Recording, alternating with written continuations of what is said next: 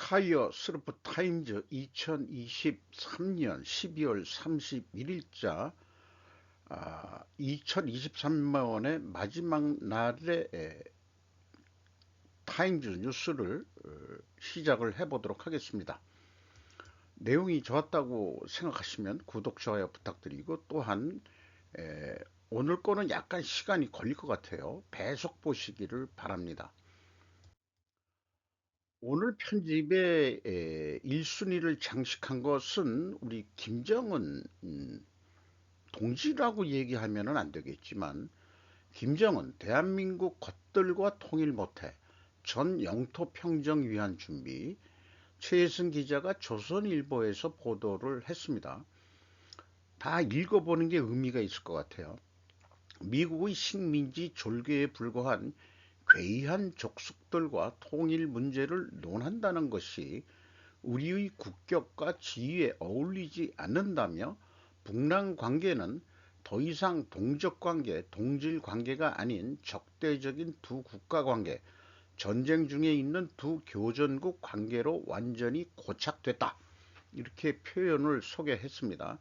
그는 방대한 쌍방 무력이 대치하고 있는 군사 분계선 지역에서 그 어떠한 사소한 우발적 요인에 의해서도 물리적 격돌이 발생하고 그것이 확전될 수 있다는 것은 주제의 사실이라며 현재 조선반도의 가장 적대적인 두 국가가 병존하는 데 대하여는 그 누구도 부정할 수 없다고 했다.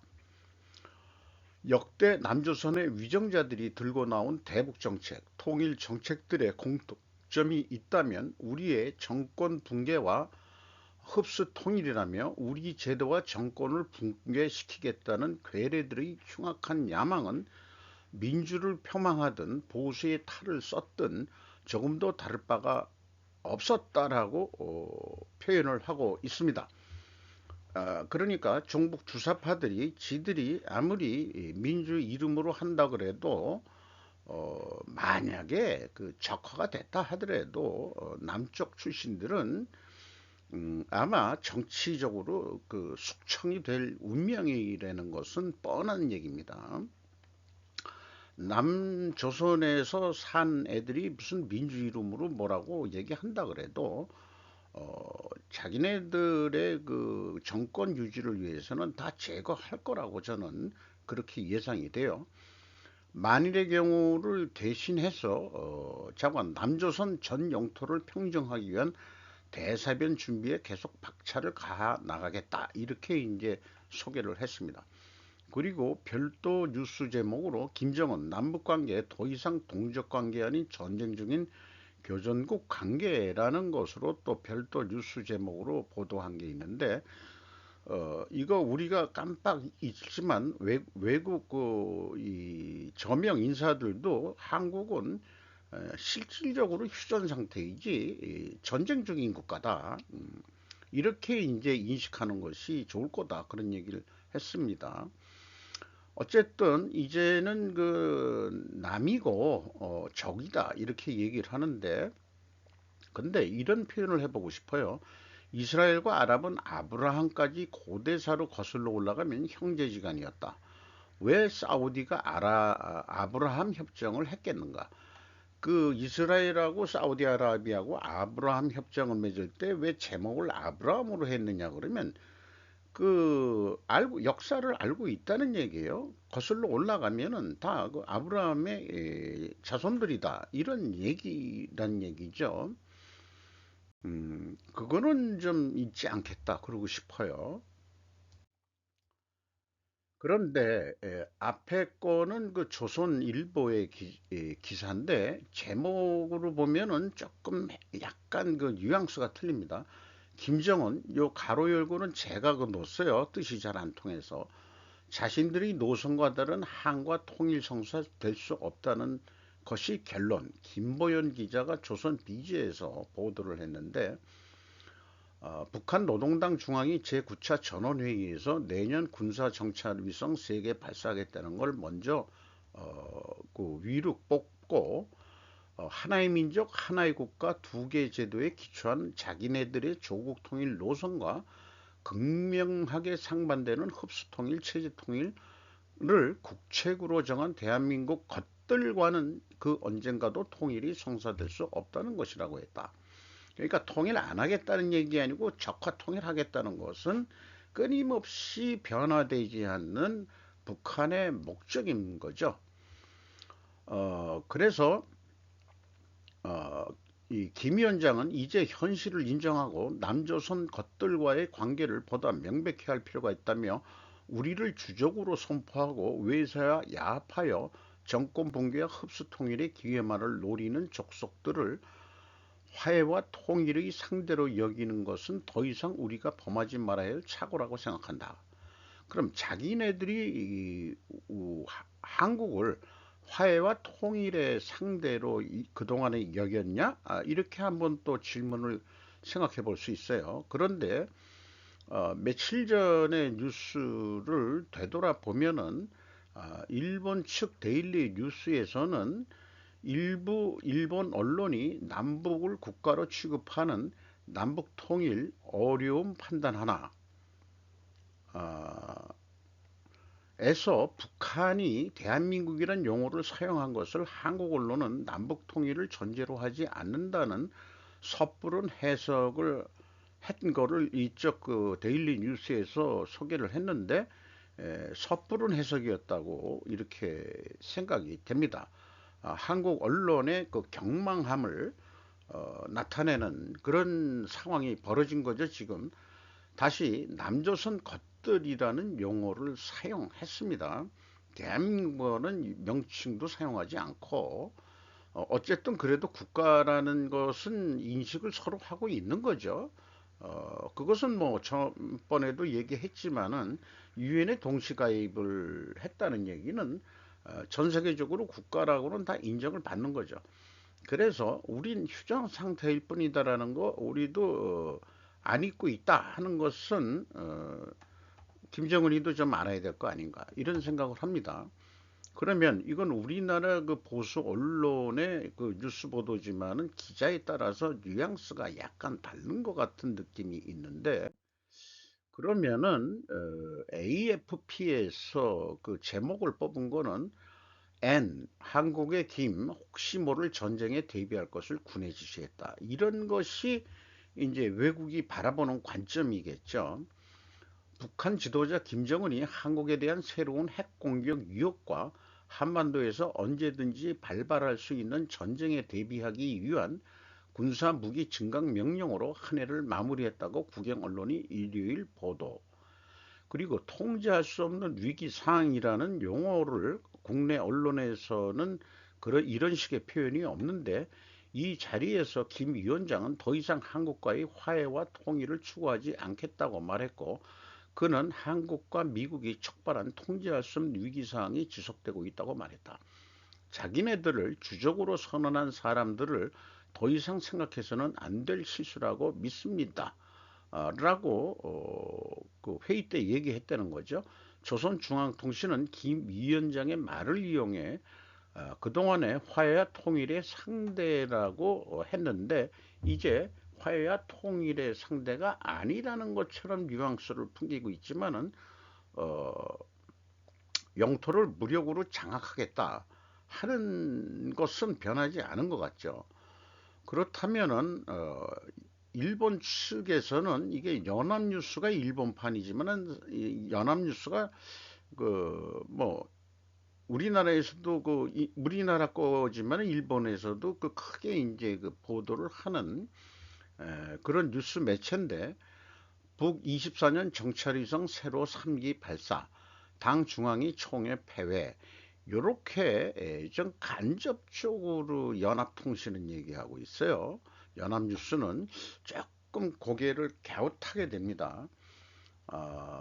또 남한과 대립각을 세우는 모습을 분명히 했다. 그 내용에는 뭐 이런 얘기를 했지만은 유사시 핵무력을 포함한 모든 물리적 수단과 역량을 동원해 남조선의 전 영토를 잠재우기 위한 대사변 준비를 계속해 나갈 것이라고 언급했다고 내용은 이렇게 얘기했지만 제목은 좀 약간 엉뚱하죠. 요런 것은 그냥 기사 내용에 들어갈 거고 좀 그렇게 생각합니다만은 이 연합뉴스의 뉘앙스가 아무래도 왼쪽으로 좀 쏠린 것 같은 그런 기분도 들어갑니다.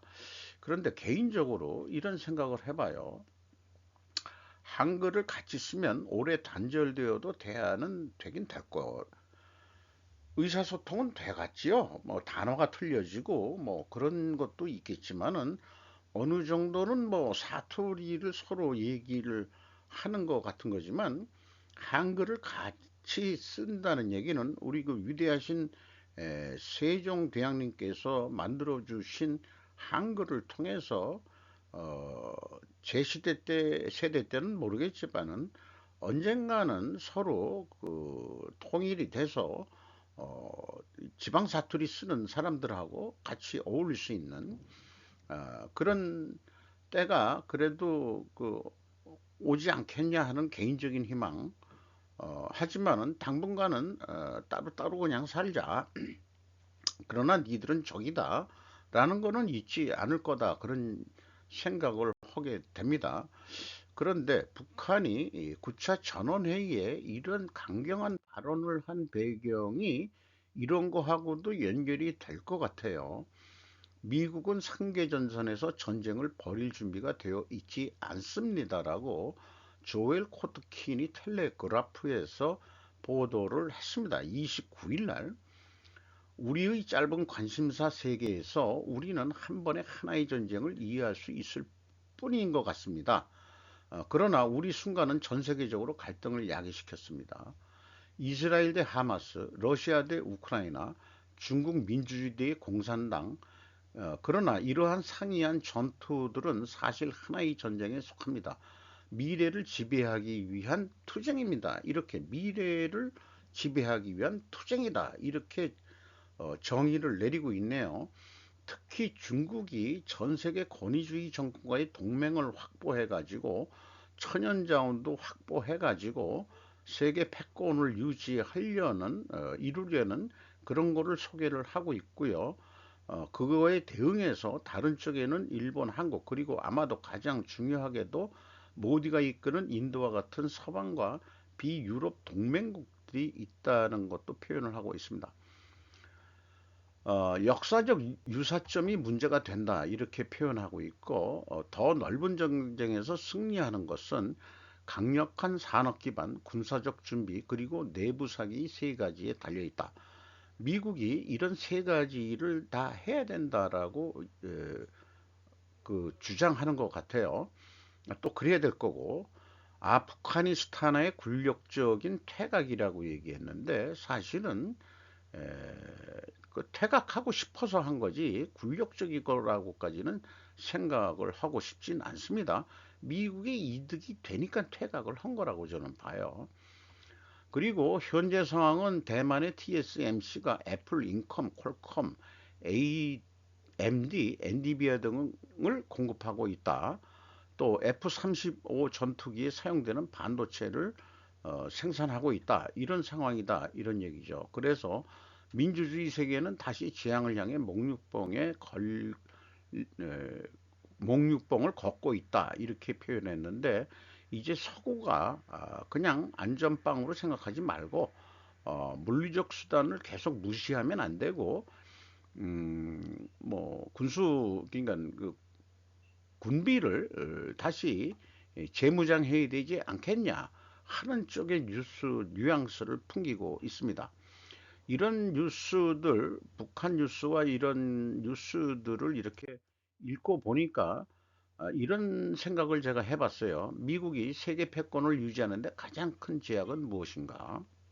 이런 제목으로 제가 생각해 본 거를 글로 적어 봤습니다. 만약 중국이 미국 패권 유지에 가장 큰 제약이라면 그러면 중국 죽이기에 집중해야 할 것이다. 미국은.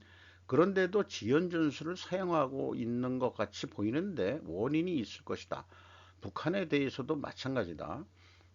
블링컨 그 국무장관의 사진을 가져왔습니다. 그러나 미 군산 복합체는 세계 분쟁을 통해 무기 판매로 재미를 보고 있는 것이 알려진 비밀이라고 저희들은 이제는 이해를 하죠. 그래서 이거를 known unknown이라고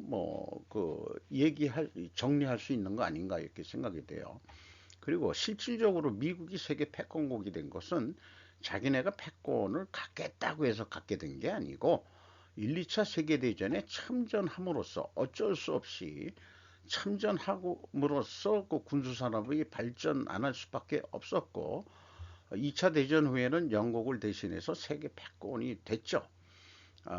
그래서 영국은 서쪽에서 인도를 경우해서 중국까지 어떻게 해서 청일전쟁이 아니고 아편 전쟁까지 일으키면서 중국을 서로 갈기갈기 서구들이 독일 그다음에 어디 해서 쪼개서 재미를 봤었는데 어쨌든 태평양 일본까지 패전 후에는 자연스럽게 세계 패권 국가가 됐죠. 그래서 미국은 어떻게 보면은 동부에서 시작해가지고 서부 개척사를 통해서 로스앤젤레스까지 도달한 이후에는 흑선을 가지고 일본 사람들의 표현이 흑선이죠.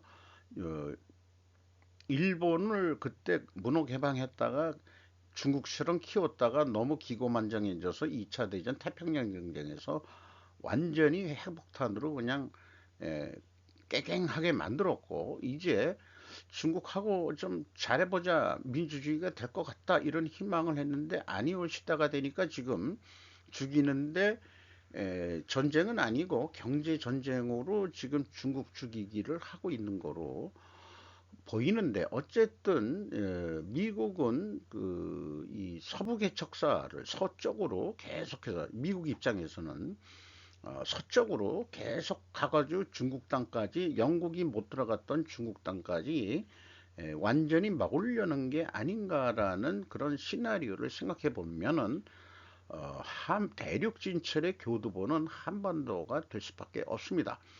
그러니까 미국은 절대 한국을 포기할 수는 없습니다. 덩달아서 트럼프 때도 자꾸 그 북한하고 잘해보자고 하는 얘기 앞에 뉴스에서도 세 군데 전쟁이 일어날 가능성이 있는데 남북한 얘기는 이 텔레그라프 뉴스에도 싹 뺐어요. 그런 게 이제 우선순위에 좀 차이가 있는 것 같아요. 그래서 많은 영화화도 된 거지만은 딕 체니가 이 부통령 때 이 이라크를 결국 치는 거로 그런 게 있죠. 미국 정치가들을 후원하는 가장 큰 세력이 군수산업체 아니겠는가? 그래야 미국의 실질 경제가 또한 돌아가는 것 아닌가? 이렇게 생각해 보고 평화는 안면에 내세운 명분에 지나지 않는다. 진짜 속내는 자신들이 국인 것만큼은 속이지 못할 것이다. 라고 제가 정리를 해 봤습니다. 어, 뉴스 제목만 가졌는데 관련 뉴스가 이스라엘이 레바논 전쟁 경고한다. 이스라엘 하마스의 그 전투 전쟁이 레바논까지 이제 확대될 수도 있다. 전쟁이 커지는 거죠. 그리고 유대인 정착민들은 서안에서 아메리칸 드림을 살고 있다라고 얘기하는데 아메리칸 드림을 살고 있다고 한다면은 서안이 평화가 되려고 그러면은 서안지구 옆에가 또 요르단인가 그렇죠? 그러니까 미국 태생의 정착민들이 또 안전하게 살기 위해서라도 뭔가 좀 분쟁이 일어나는 그런 식의 되는 거 아닌가 이런 생각이 있고요.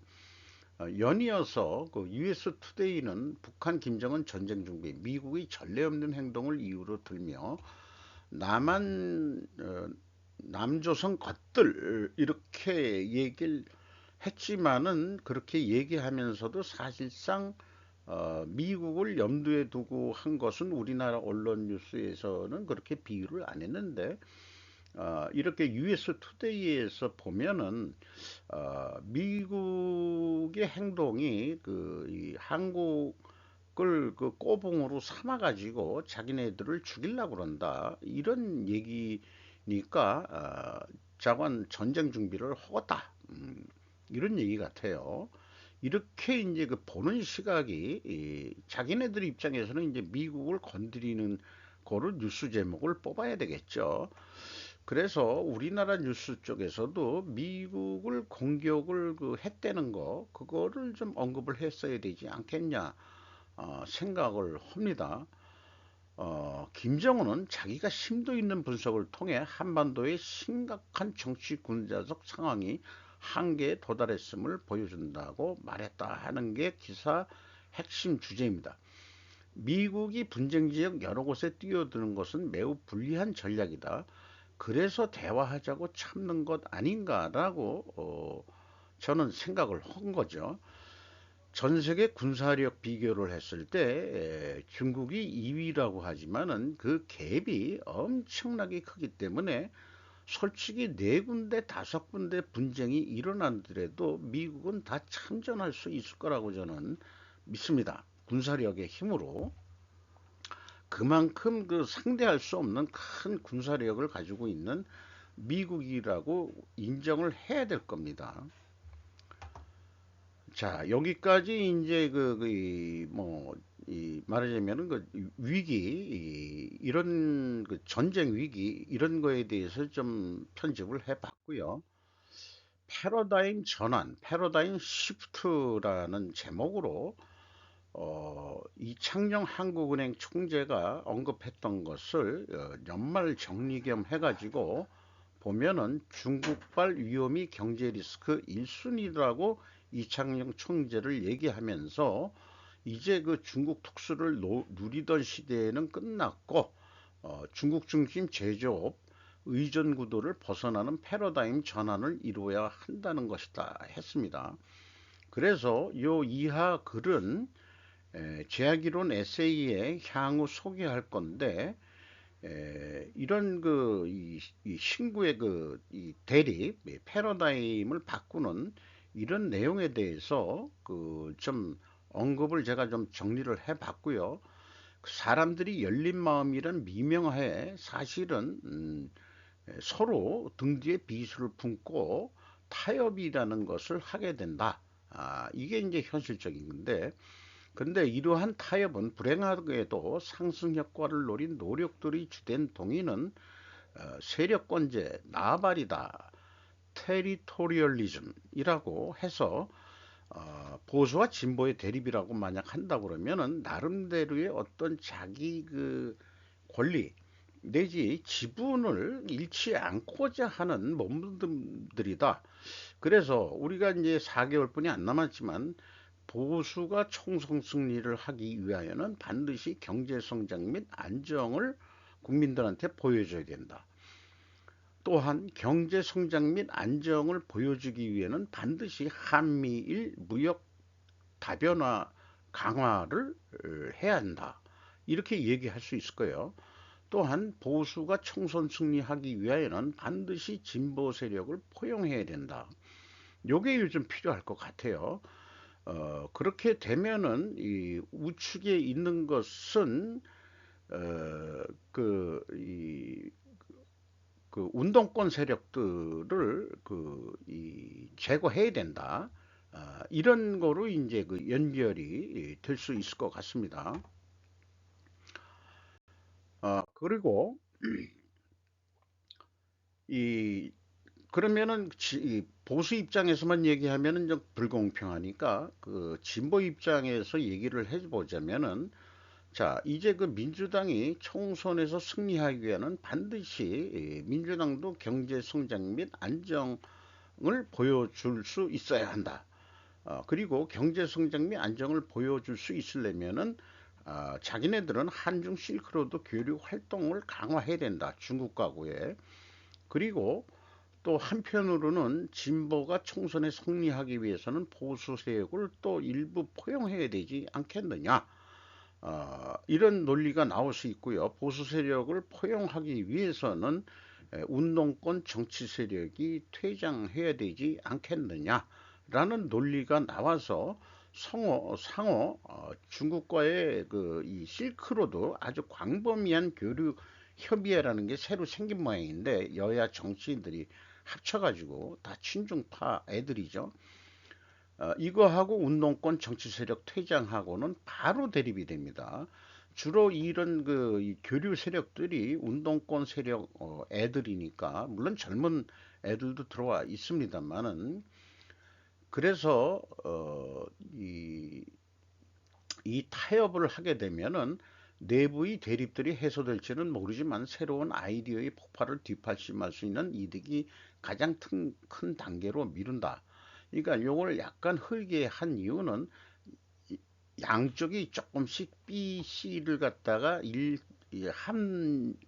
한 발씩 그 뒤로 양보를 하면은 실질적인 그 국가의 이득이 자꾸 미뤄진다 이런 얘기죠. 그래서 의미 있는 상승 효과를 성취하려면은 여기선 국익이라고 얘기를 해보죠. 근원적인 차이점을 드러내려고 노력을 해야 됩니다. 보수와 진보의 근원적인 차이점이 뭐냐? 근데 우리나라는 그거 차이점이 뭔지 잘 모르겠어요. 단지 진보 민주당 애들은 친중이지만 그 민주당이 100% 친중했다고도 보기가 어렵고 상이한 기본 가정들이 드러나고 분석되며 개별 방법 모두의 단순한 학계보다 더 강력한 하나의 이론으로 융합할 수 있는 현실적 기회를 우리 한국이 마련해 나가야 되지 않겠느냐. 보수와 진보, 양분법에 의한 대립은 우리가 그만 싸우자라고 하고 싶은데 누가 자꾸 분위기를 충동질하고 있는 외부 세력들이 더 부추겨 가지고 한국이 혼란스러워야 지들이 뭔가 영향력을 더 끼칠 수 있기 때문에 그렇게 또 말하자면 휘젓는 거 아닌가 그런 생각도 들어갑니다. 그래서 이게 이제 그 B는 It's the economy죠. 근데 이제 그게 그게 이젠 아니야. It's the identity, stupid. 문제는 정체성으로 우리 총선은 경제 얘기 가지고 누굴 찍어주진 않을 것 같다 얘기예요. 아이덴티티. 이거 가지고 네가 어떤 놈이냐 이런 거 가지고 찍을 것 같은 기분이 들어갑니다. 어쨌든 이런 상황에서 야당이 이재명 대표 사퇴 수용 어렵다. 이낙연 제갈길 가겠다. 신당 창당 수순. 4개월뿐이 안 남았는데 뭔 돈이 있어서 또 창당을 해서 할 수 있는지 모르지만은 이 시내 모처지만은 이렇게 벽돌담이 있다 그러면 이게 경복궁 담처럼 이렇게 높은데 아닌가 모르겠어요. 명락 연말 하루 앞두고 전격 회동했지만 입장차만 확인. 이재명 당을 나가지 않고 안에서 방안을 찾는 게 중요해. 이낙연 충정 어린 제안에 대한 응답 받았지만 기대 없다. 자기가 당대표를 하겠다 그러는데 그거 자기가 이재명이가 못 물러나겠다 그러면은 나는 나갈 수밖에 없다 이런 얘기겠죠. 결별 선언을 한 거랑 마찬가지겠어요. 등 뒤에는 서로 비수를 품고 있겠지. 우산 높이만큼 이낙연이 근데 저 개인적인 생각입니다. 이것은 이낙연이 우세할 것 같다. 상징적으로 우산을 조금 더 높게 잡았어요. 그런 거 중요합니다. 이런 거. 어, 여기 이제 벌써 한 수 꺾였어요. 이재명이가. 이게 의도적인 겁니다. 아니면 더 큰 우산을 가져왔나? 아니면은 이제 이낙연 씨가 원래 더 키가 큰가요? 그리고 또 이재명 씨가 약간 허리를 더 굽힌 것 같고 이낙연 씨는 또 허리 핀 것 같고 그러니까 속으로 이런 얘기 하지 않았을까? 요건 완전히 그 아재 개그입니다. 미국 가서 뭐 하고 돌아왔어? 미국 싱크탱크 충견이 된 이유가 뭐유? 음, 어쩜 그렇게도 사법 리스크를 잘 견디지? 뻔뻔스러움에 극치구먼 속으로 이런 얘기들 하지 않았을까? 그래서 자 우리가 그만 싸우자. 우리가 많이 묵었다 아이가. 이렇게 되면은 보수 총선 정리를 해서 아까 제가 이 586 세대 고는 요건 운동권 세력은 진보 쪽이었고 요거는 이제 비대위가 인선 및 활동을 통해서 진보 세력을 좀 포용해야 된다는 거 조금 약간 헷갈렸습니다. 그런데 이 두 개를 합쳐보면은 보수 총선 승리를 하든 진보 총선이 하든 그 목적은 국가의 이익을 위해서 자기네들이 허갔다는 얘기 아니에요. 그러면은 그 필요 조건은 경제 성장 및 안정, 이거 부인할 수 없을 거고, 또 쌍방 정책을 좋은 곳은 서로 수용해야 된다는 것도 부인할 수는 없을 겁니다. 그러면은 D는 뭐냐, 이게 경제 성장 및 안정을 위하여는 반드시 뭘 해야 되냐, 뭐 생각할 게 많으세요, 이 싱크탱크들이. 그리고 쌍방 정책을 수용하기 위해서는 반드시 무엇을 해야 된다, 뭔가 4개월 안에 해결책을 주입할 수 있어야 되는데, D와 D는 유사하죠. 그 아니 D 프라임과 D는 유사해요.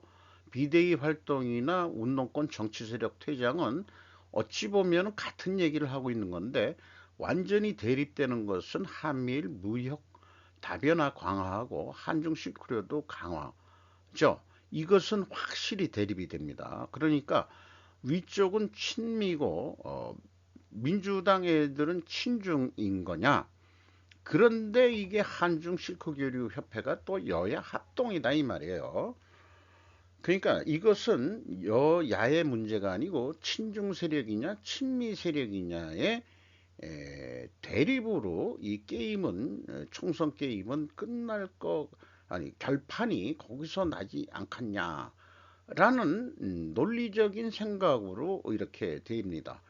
이번에 총선에 승리하는 당은 친중 세력이냐 친미 세력이냐, 얘네들이 두 군데서 모두 그 대립을 부추기고 있을 수도 있어요. 그래서 국내에서 국내 그 국익을 위하는 충정파라고 할 수 있을까요? 그러면은 이게 총선에서 보수가 생각해낸 거, 전번에 27일 방송을 했는데 저도 깜짝 놀랐어요. 최근에 들어서 조회수가 그 가장 많았습니다. 별로 인기 없는 방송이지만은. 그래서 이걸 또 그 좀 흥미로우니까 이것 그것 때문에 그런 건지, 네타냐후의 그 평화 3조건 때문에 그 제목을 제가 그거로 뽑았는지는 잘 모르겠습니다만은, 이 서해안 시대인데 요거를 했었죠. 그 이 저 새만금, 이게 만금은 사실 우리 그 이 모친 이름하고 똑같습니다. 그리고 완도에 부산항 같은 거 크게 옛날에 그 이 신라시대 때 장보고 그가 이제 해상무역의 그 본거지 아니에요. 그 옛날 역사적으로도 여기가 좀 무역, 이건 물론 중국하고도 교역할 때가 이쪽이 가까웠을는지 모르지만은 이제 글로벌로서는 그 쭉 그 나가는 게 좋죠. 그 저기 그 동남아로 나갈 때 뭐 이런 쪽으로 하더라도 이 완도가 부산항만큼 키워야 된다. 그 다음에 이 만금, 새만금, 여기도 키워야 된다. 뭐 기존에 있던 거 조금 조금씩 더 잘하고, 그러면은 이걸 관통해서 가면 광주 자연이 커지고 목포도 영향을 잘 받을 거고, 이렇게 해서 그게 이제 충청남도는 미안하지만은 그 충청남도 그 지역을 가봤는데 유럽의 구릉지대 같이 아주 아름다운 정광들이 많아요. 이 태안반도 이런 데는 관광지로 우리가 남겨놓고 서울 사람도 내려오고 이쪽 전라도 사람분들도 올라와서 충청남도에서 관광을 해서 같이 단합대회 하고 서로 또 본사가 서울에 있고 그다음에 공장이 여기 있다면은 요 관광지에서 만나가지고 그 홍성군의 그 이 충남 그 무슨 그 내포 신도시 같은데 이런 데서 단합대회도 좀 해보고, 홍성군 이런 데서 아니면은 그 안면도 국립해양관광단지이기도 하죠. 요런 데서 요렇게까지 이제 소개를 했었는데, 요걸 작성하기 전에 제가 먼저 그린 그림은 이겁니다. 김정은 우리 동지께서는 이제 통일 안 한다고 했는데, 신적인 그이 체제를 떠나서 본다면은 기존에 우리가 그 보수 그 정권이 경제개발에서 기득권 세력이 되는 데는 이렇게 이제 돼 있죠. 일본 애들이 침략한 통로하고 똑같습니다. 그런데 이번에 새롭게 하는 데에서는 완도서부터 이렇게 서울까지 옵니다. 근데 크로스에서 올라가면 어디냐? 원산, 함흥 이런 데예요. 이렇게 가면은 이제 평양까지 가고, 그러면 쭉 가서 그 선양시까지 가는데, 선양시는 옛날에 그 고구려 그 국내성인가 뭐 이런 데도 있고, 잠깐 고조선 때도 그 수도로 하고 있던 데죠. 선양시가 이 옛날 그 고대사를 보면은. 그리고 요건 바로 직선으로 올라가는 게 아니고 한반도 지형을 타서 약간 한 30도 우측으로 꺾어서 올라가 하면은 이제 어디냐 나선지구 여기. 근데 여기가 개발이 되면은 뭐가 좋으냐, 북태평양을 통해서 일본 홋카이도 그 해협을 통해 가지고 그 태평양으로 짧은 거리로, 또 지금도 뭐 그렇게 배들이 가고 있을 거예요. 어, 그렇습니다. 그런데 요거는 이제 이 오늘 편집한 거에 그 이펙티브 악셀레이션이라고 효과적인 가속주의라는 그런 IT 계통의 용어인데, 그 사람이 이게 왜 필요하냐 그러면 남북한을 비교해 보면 그렇다 해서 상징적으로 그림을 가져온 거예요. 어, 우리가 향후는 그 이렇게 밝은 불빛이 북한도 어두컴컴한 게 아니고 이 이펙티브 엑셀레이션이 돼가지고 뭐 발전되기를 저는 개인적으로 희망합니다. 음, 몇 세대 후래도 말이죠. 그렇게 그 희망을 하는데, 그러니까 그려놓고 보니까 이상하게 제가 그 점성술을 어, 믿는 건 아니지만은 그 이 과학 발전 단계 첫 단계 분류, 그러니까 별자리 만드는 게 이제 분류거든요. 요게 그 오리온자 비슷해요. 오리온자. 우리나라 그 고구려 복화에 보면은 요런 거를 상징으로 그림화한 게 있습니다. 로마에도 그런 그림이 나타나고, 이 오리엔 벨트라는 게 아주 핵심적인데, 자, 부산을 경계로 해서 여기 중부지방경유에서 요즘인 평양 쪽이라고 보면 될까요? 자, 완도에서부터 시작해서 여기 중간에 또 뭐 좀 있지만은 또 이렇게 해가지고 어 함흥까지 가가지고 그 저기 이 블라디보스토크까지 연결되는 나선지구. 블라디보스토크라면 또 러시아 애들이 기분 나빠할 테니까 요상하게 이런 생각을 해보게 되더라고요. 좀 엉뚱한 생각이죠. 카이 약속시켰다. 폴란드 정부 FA 50 12대 인도 완료. 박성호 기자가 조선 비지에서 보도했습니다. 카이가 3분기 영업이익 654억, 전년 대비 114% 증가했다. 권유정 기자가 또 별도로 이렇게 이제 그 보도를 한 게 있는데요. 가서 12대 완료해가지고 폴란드에서 그 이렇게 그 찍어서 어디죠? 이게 어, 인터넷에 올린 그런 내용인데, 근데 카이 상분기 거를 보면은 원가 회계상으로는 요거는 이게 그 저기 그 3분기 것만 얘기했는데 누적적으로는 원가 회계 982억 흑자예요. 그런데 이 스루풋 관점으로 보면 적자 387억 원입니다. 이게 뭐냐? 아직 인도 안 한 것도 매출을 잡았다는 얘기예요. 그거를 다 제하고 나면은 적자란 얘기입니다. 제공품이 3천억이나 현재 밀려 있어요. 그것이 이제 연말까지 된다 그러면 2023년 연말 공시를 저도 매우 기다려 보게 됩니다. 그 카이 출신 분을 조금 일부 잘 알고 있기 때문에 더 그 관심이 가는 기업인데, 카이 출신 어, 술친구긴 합니다. 나보다는 한참 좀 어리지만은 나이들 먹으면은 이게 그 뭐 조직에서 나와야 되니까 엔지니어 출신이신데, 저건 요거 가지고 내가 그러면 그만 좀 저기 아니 그거 저 왜 자꾸 그 저기 그 카이를 공격하십니까? 공격이 아니고 원가 회계하고 스루프트 회계하고 이렇게 차이가 있고 지금 그런 거래도 그러네요. 제공품 가지고 이익을 났다고 하는 건데 아직 미실현 이익을 낸 걸 가지고 이게 뭐 정부 기업 비슷하다 보니까 그렇게 해서 이 신고 보고를 해야 그다음에 뭐 월급쟁이 사장이 버티기 좋은 건지 몰라도 분식회계 사건도 있었고 뭐 이렇게 했는데 근데 법정 판결은 무죄로 뭐 판결이 났다 뭐 이런 얘기도 있었습니다만은 요런 점은 이제 제가 이제 참고적으로 얘기를 한 거고요. 바이든 행정부 이스라엘에 대한 긴급 무기 판매로 다시 한번 의회를 우회해 가지고 무기 판매 승인을 했다는 얘기예요. 아무리 의회가 제동이 걸더라도 헐건 헌다 이런 얘기예요. 무기 판매 아까 그 군산 복합체죠 미국이 그러니까 의회가 견제를 한다 그래도 정치 헌금을 받는 정치가 입장에서는 야 지금 그 의회 언제 해 그래가지고 실질적으로 1979년 이후에 최소 4개의 행정부가 이 권한을 사용했다. 권한이 있긴 국익이 국군이 왔다리 갔다리 하는데 무슨 의회에서 무슨 승인을 받고 자빠졌냐 뭐 이런 얘기겠죠.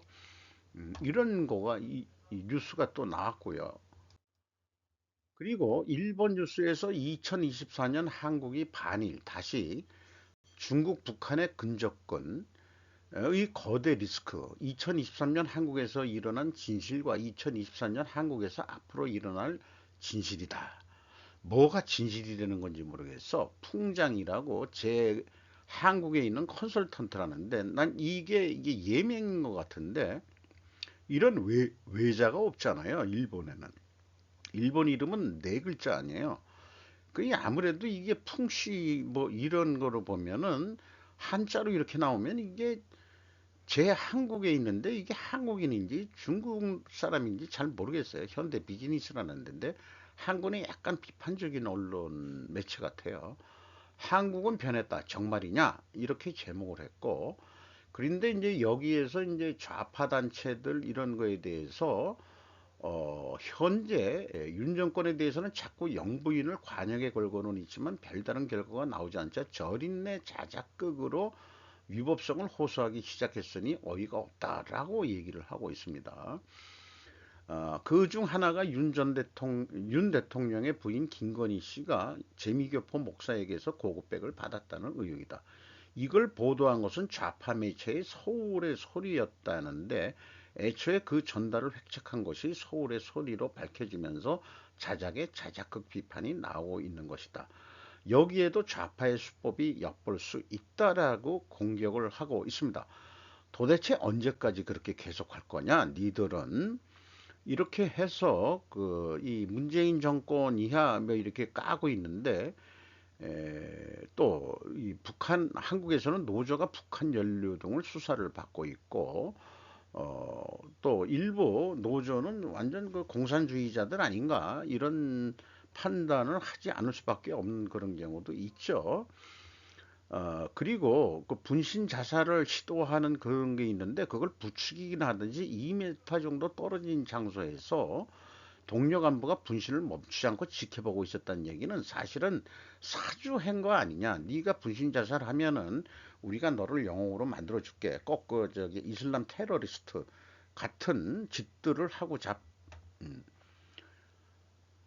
이런 거를 소개를 했어요.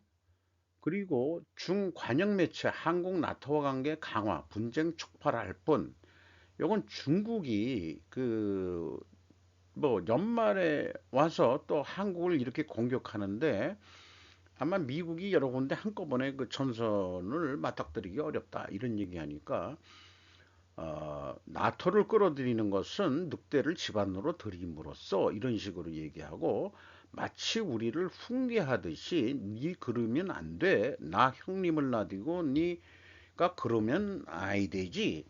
이렇게 얘기하는 내용들이에요. 신화사 통신을 해가지고 어, 분쟁과 식민전을 촉발할 뿐이라고 덧붙이고 그 다음에 뭘 명심하느냐 그러면은 아시아 태평양 지역은 지정학적 전장이 아니라 공동 발전의 장소가 되어야 된다면 한국 정부는 그것을 명심해야 한다.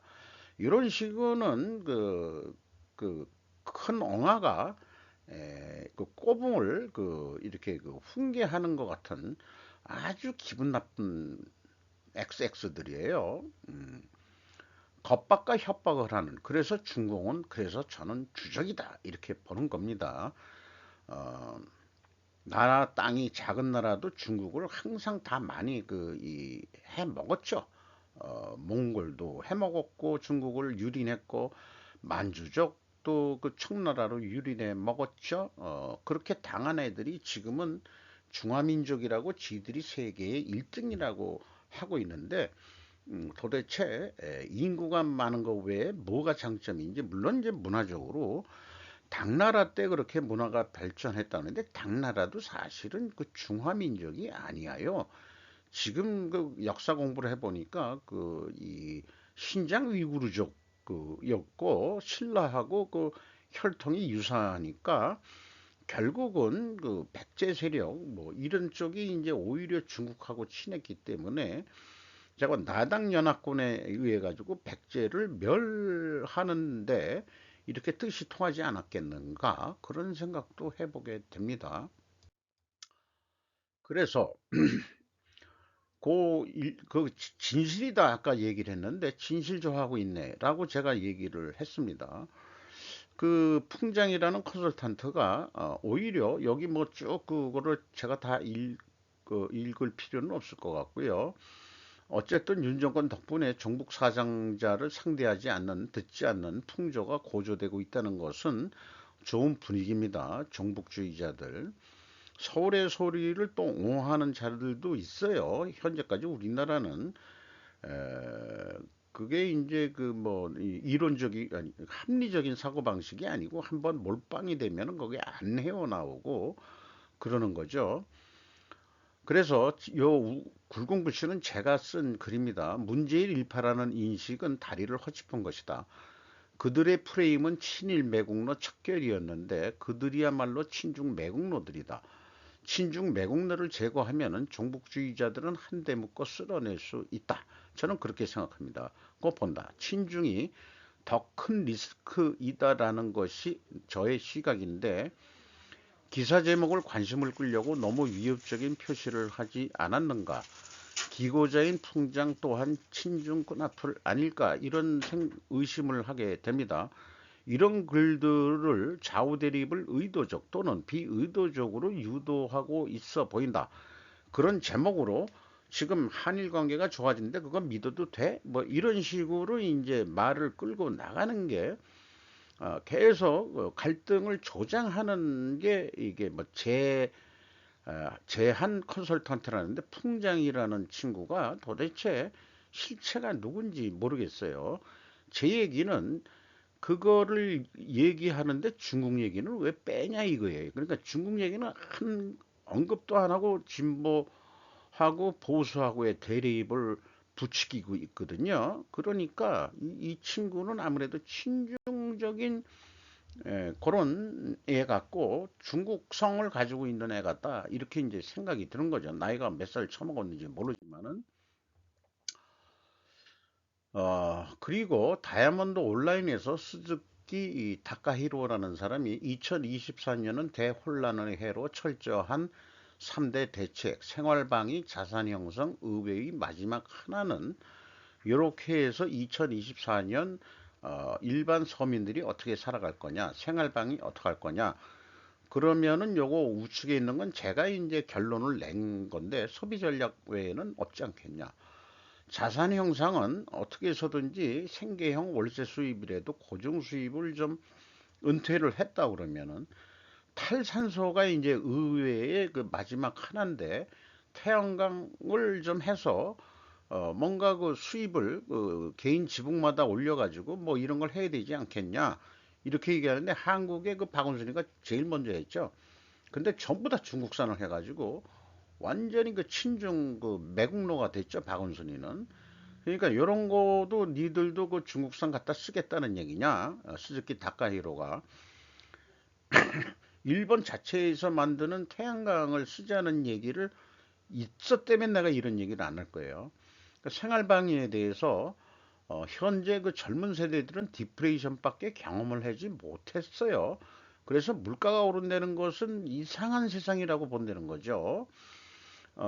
그래서 지금 생각으로는 실수령이 지금보다 인플레이션이 되니까 20% 줄면은 월급은 같다 그래도 물가가 올라가지고 실수령액이 20% 줄면 생활을 어떡할 거냐 이런 거니까 안 쓰는 수밖에 도리 없지 않느냐 이런 얘기고 자산 형성은 장기적으로 꿈을 꿔야 되지만은 또 여기서는 이제 주식으로 했는데 1번 이외의 주식에도 뭐 이런 얘기를 했습니다만은 뭐 제가 성공 인생은 아니지만은 저는 어, 뭐 조금의 그 생계형 월세 수입 이런 쪽으로 그 투자를 했다 이렇게 소개를 해드릴 수 있겠습니다.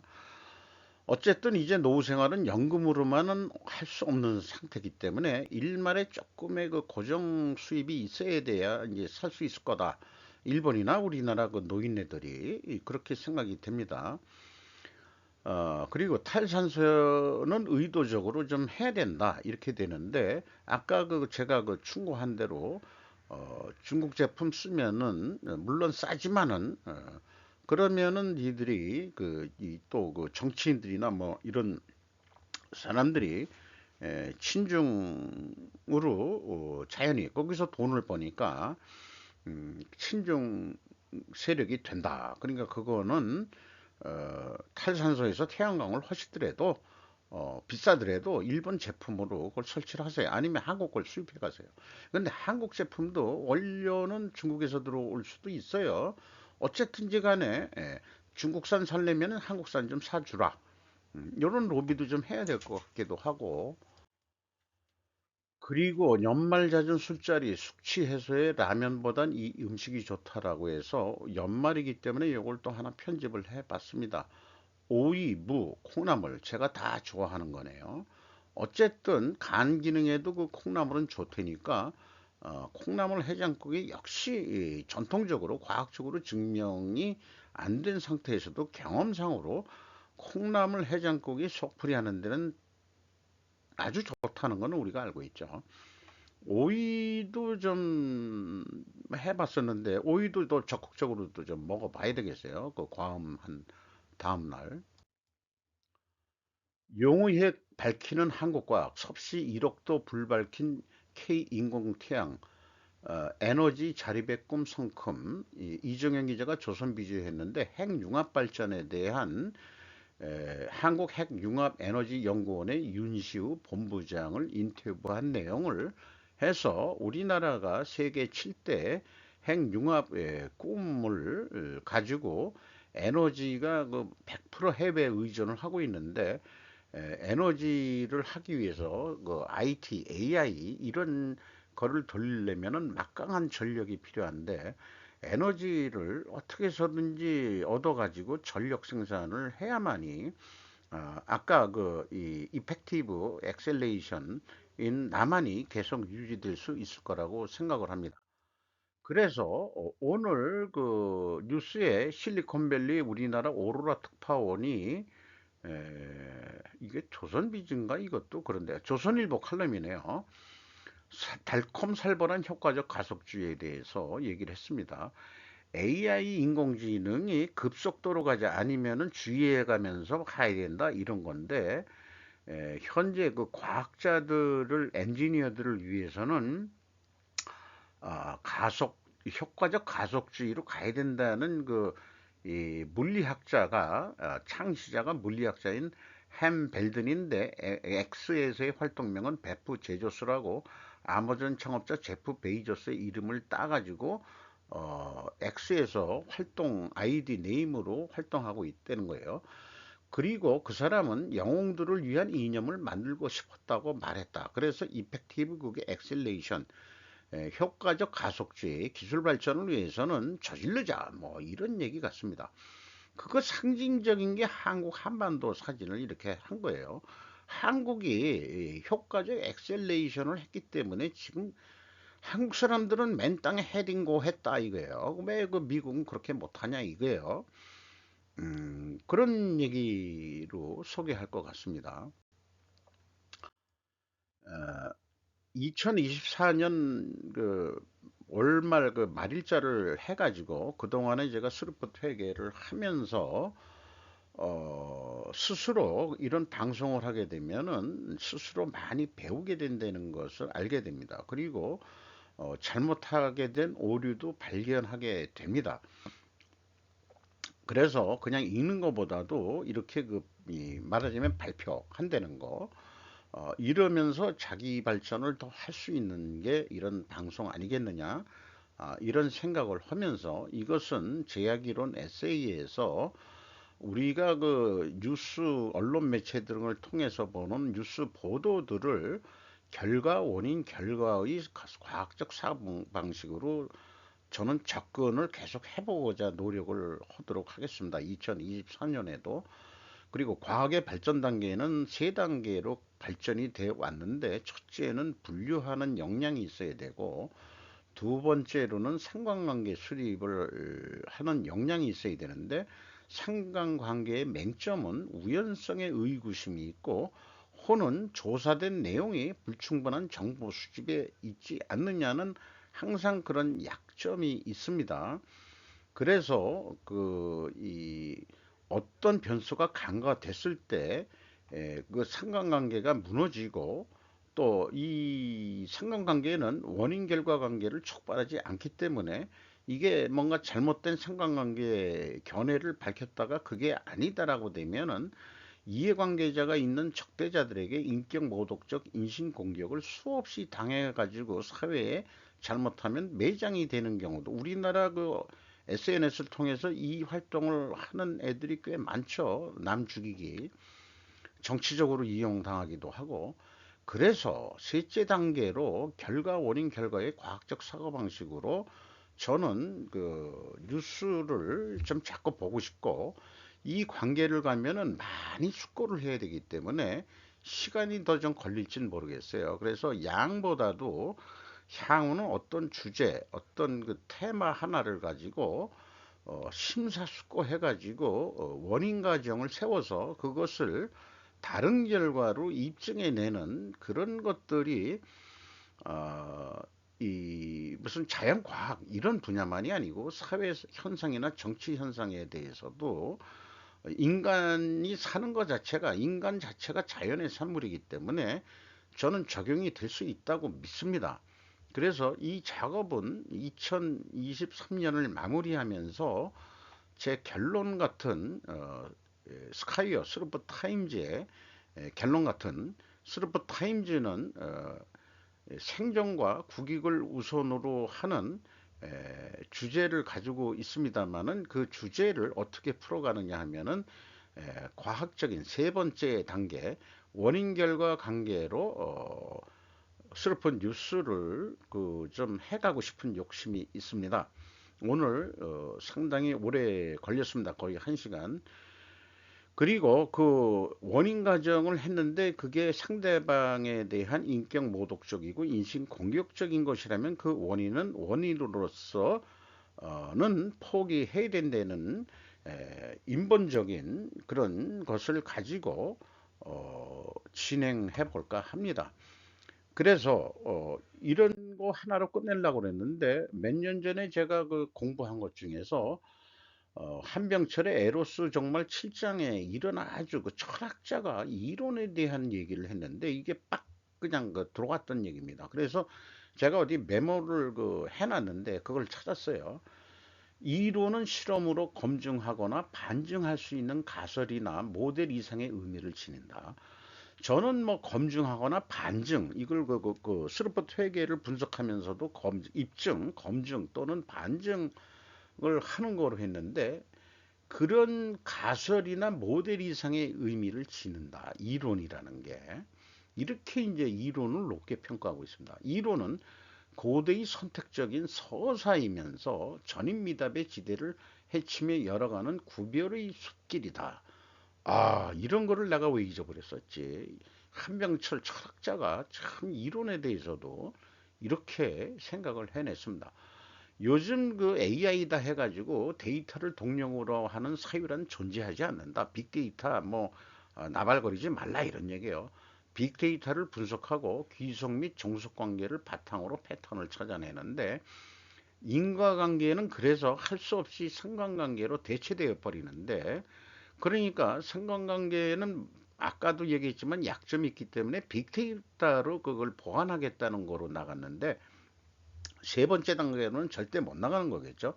그래서 이 한병철 철학자의 논리는 과학 철학을 옹호하고 있는 거로 그렇게 결론을 낼 수 있을 것 같습니다. 그것도 에로스의 종말이라는 데서 그렇게 또 얘기를 했어요. 참 그 독일에서 활동하는 철학자인데 참 미남이기도 합니다. 이렇게 잘생겼나 몰라. 그리고 요거는 어디서 제가 그 같은 페이지에서 제가 정리했던 건데, 회계는 경영의 공통 언어다. 그런데 문제는 결정적 경쟁력은 재무제표상 대상이 될 수 없으며 나타낼 수도 없다. 평가 지표로는 어느 정도 되지만은, 그러니까 재무제표가 그나마 평가 지표를 정당하게 뽑아낼 수 있으려면은 투명 수준은 높여야 된다. 이 당시 제가 그 이 학습을 할 때, 어, 그게 그 재무지표를 제가 그 학습할 때 얘기거든요. 그 꽤 한 그 10년이 넘었어요. 근데 그때 이제 그 시진핑 엉화의 그 어록이 여기 하나, 그때 내가 어디서 구했는지 모르지만은, 이렇게 그 시진핑 엉화가 하나의 그 어록이 있습니다. 이게 이제 뭐 어떻게 돼 있냐 그러면은, 표준이 문제가 되는 것은, 아니 이게 뭐냐 그러면 여기 있네요. 요게 이제 제가 번역을 해 놓은 건데, 에, 그 표준은, 번역은 안 했고, 표준은 그 세계의 공통적인 언어가 될 것이다. 근데 이게 회계 표준이면은 그 당연히 맞는 얘기인데, 우리 이거 시진핑 엉화가 언급한 표준 스탠다드가 문제가 되는 것은 자기네들의 공산주의를 세계 표준으로 하고 있다는 거기 때문에, 이때는 그 회계 분야에서 이런 표현이 어디 나왔어요?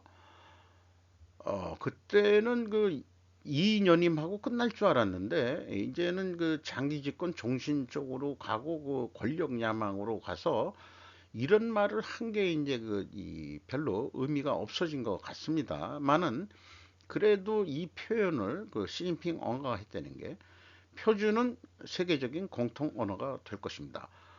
회계가 그렇게 돼야 될 것입니다. 아무리 공산주의라 하더라도 국가 뭐 이런 거 뭐 이 국영기업이든 민간기업이든 결산이나 이런 것은 회계의 언어로 얘기를 해야 되는 거죠. 2024년도도 준공을 주적으로 한다는 것은 저는 변함없는 주제로 나갈 것입니다. 후덕하게는 생겼어요. 후덕하게는 생겼고, 또 김정은이는 미안하지만 똑같은 크기로 안 가져왔는데, 중공을 주적으로 한다고 그럴 때는 같이 가는 겁니다. 그래서 김정은이가 되게 기분 주적으로 했다는데, 내가 주적으로, 제가 설마 주적이라고 얘기 공식적으로는 안 했고, 김정은이보다는 사실은 중국 공산당을 그렇게 얘기하는 거죠. 그래서 중국이라고 안 그랬고 중국 공산당을 표현한 겁니다. 그래서 제가 중공이라고 표현한 거예요.